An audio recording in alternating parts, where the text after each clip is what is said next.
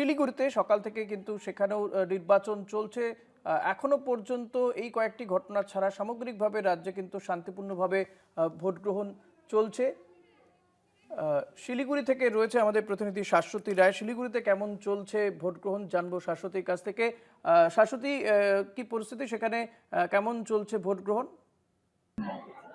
দেখো ঋষিকেশ, সকাল থেকে শান্তিপূর্ণ এবং অবাধ ভোট গ্রহণ চলেও বেশ কিছু বিক্ষিপ্ত ঘটনা শিলিগুড়ির ক্ষেত্রেও ঘটেছে এবং সেক্ষেত্রে দুটি ভোট গ্রহণ কেন্দ্রে দুটি ঘটনা দেখতে পাওয়া যায়। একটি ভরতপুর এবং একটি দেশপ্রিয় আদর্শ বিদ্যালয়, প্রাথমিক বিদ্যালয়। সেখানে দেখা যায় যে দুজন ভোটার তাদের নামের ভোট আগেই দেওয়া হয়ে গেছিল এবং তারা ভোট দিতে এসে দেখেন যে তাদের ভোট ইতিমধ্যেই কাস্ট হয়ে গেছে। সেক্ষেত্রে রিটার্নিং অফিসারের তরফ থেকে তাদেরকে টেন্ডার ভোট দেওয়ার আবেদন করা হয় এবং ভরতপুরের ক্ষেত্রে সেই টেন্ডার ভোট ইতিমধ্যে গ্রহণ করা হয়েছে এবং দেশপ্রিয় যে আদর্শ বিদ্যালয় রয়েছে সেখানেও কিন্তু যে ভোটার ছিলেন তারও টেন্ডার ভোট নেওয়ার জন্য আর্জি জানানো হয়েছে ইতিমধ্যেই। তবে সব থেকে বড় বিষয়, বাকি অংশে শিলিগুড়ি বিধানসভা সহ এই দার্জিলিং জেলার যে আরো 5টি যে বিধানসভা রয়েছে সেই সব জায়গাতেই কিন্তু সম্পূর্ণভাবে শান্তিপূর্ণ ভোট চলছে। আমি এই মুহূর্তে রয়েছি তরাই তারাপদ আদর্শ বিদ্যালয়, যেখানে 5টি ভোট গ্রহণ কেন্দ্র রয়েছে এবং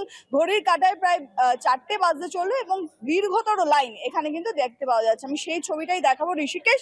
তুমি দেখতে পাবে এখানে মহিলা থেকে পুরুষ সকলের একটি দীর্ঘ লাইন, সেই লাইন কিন্তু ভোট গ্রহণ কেন্দ্রের বাইরে এই দীর্ঘ লাইন এবং বেশ কিছুক্ষণ ধরে দীর্ঘক্ষণ তাদেরকে অপেক্ষা করতে হচ্ছে এবং মহিলা থেকে পুরুষ সকলেরই একটি দীর্ঘ লাইন কিন্তু এই মুহূর্তে চোখে পড়ছে।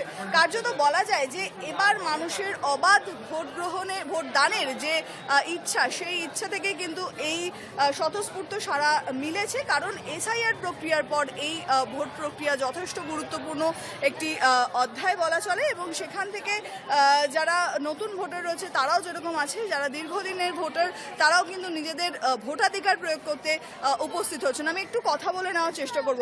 ম্যাডাম, কতক্ষণ থেকে দাঁড়িয়ে রয়েছেন? 15-20 মিনিট হয়ে যাবে। একেবারে বলা যায় যে এসআইআর এর পর এই ভোটটা একেবারে আলাদা। কেমন লাগছে?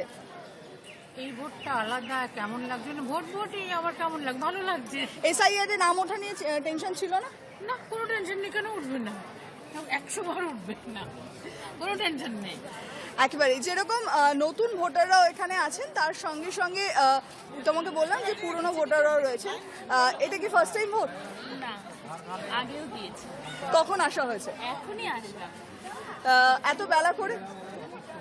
শুনেছি এখানে প্রচুর লাইন, লম্বা লাইন, তাই জন্য একটু দেরি করেই আসে। মহিলাদের একটি স্বতঃস্ফূর্ত সারা আমি এখানে দেখতে পাচ্ছি। তুমি ঋষিকেশ, তুমি দেখতে পাবে একটি দীর্ঘ লাইন এখানে রয়েছে। আমি একটু কথা বলার চেষ্টা করবো। এটা কি প্রথমবার? কেমন লাগছে? প্রথমবার নিজের গণতান্ত্রিক অধিকার প্রয়োগ করতে এসছো? খুবই এক্সাইটেড। এখন দেখা যাক ভিতরে গিয়ে কি করা যায়। একদমই। শাশ্বতী, শিলিগুড়িতে কত পার্সেন্ট ভোট পড়লো কিছু কি জানা যাচ্ছে এখনো পর্যন্ত? দেখো, প্রায় 61% পর্যন্ত ভোট প্রক্রিয়া কিন্তু ইতিমধ্যে ভোটদান ইতিমধ্যেই সম্পন্ন হয়েছে এবং বেলা বাড়ার সঙ্গে সঙ্গে সেই পার্সেন্টেজও কিন্তু বেশ কিছুটা বাড়ারও সম্ভাবনার কথা জানা যাচ্ছে এই মুহূর্তে। তবে ইতিমধ্যেই প্রায় 65% অতিক্রান্ত। তবে একেবারেই সঠিক পরিমার্জন সেটি বিকেল 4টের পর মিলবে এবং তারপরে কিন্তু বোঝা যাবে বিকেল 4টে পর্যন্ত কত পার্সেন্টেজ ভোট পড়লো। তবে প্রত্যেকটি ভোট গ্রহণ কেন্দ্রের বাইরে যে পরিমাণ মানুষের ঢল নেমেছে তাতে করে বোঝা যাচ্ছে নিজের গণতান্ত্রিক অধিকার প্রয়োগ করে নিজের নির্বাচিত প্রতিনিধিকে নিজের বিধানসভা থেকে জেতানোটাই একমাত্র লক্ষ্য। এবং সব থেকে বড় বিষয়, এই শিলিগুড়ি বিধানসভা কেন্দ্রে যথেষ্ট হাড্ডাহাড্ডি লড়াই। তার কারণ একদিকে যেমন তৃণমূল প্রার্থী গৌতম দেব দাঁড়িয়েছেন, অপরদিকে বিদায়ী বিধায়ক শঙ্কর ঘোষ, তিনি বিজেপির তরফ থেকে দাঁড়িয়েছেন।